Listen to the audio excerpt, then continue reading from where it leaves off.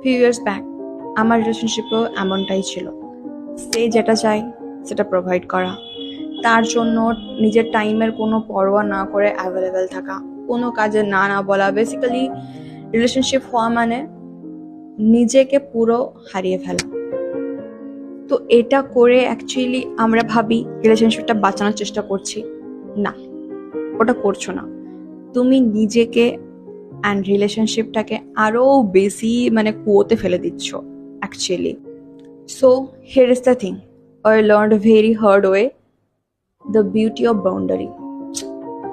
তুমি যখন এটা অ্যাপ্লাই করবে অ্যাকচুয়ালি তুমি ওকে চান্স দেবে ওকে গ্রো হওয়ার, রিলেশনশিপে গ্রো হওয়ার, মানসিকভাবে গ্রো হওয়ার, তোমাকে আরো বেশি সাপোর্ট করা, তোমার যেটা তুমি যে ডিজার্ভ করো, যে ভালোবাসা সেটা দেওয়ার।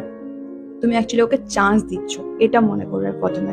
অ্যান্ড বাউন্ডারি দেখানো মানে রুড বিহেভিয়ার করা, অ্যাটিটিউড দেখানো তা নয়, কিন্তু তুমি সিম্পলি নিজেকে প্রায়োরিটাইজ করছো, নিজেকে ভালোবাসছো, নিজের নিজের জন্য প্রথমে স্ট্যান্ড নিচ্ছ তুমি।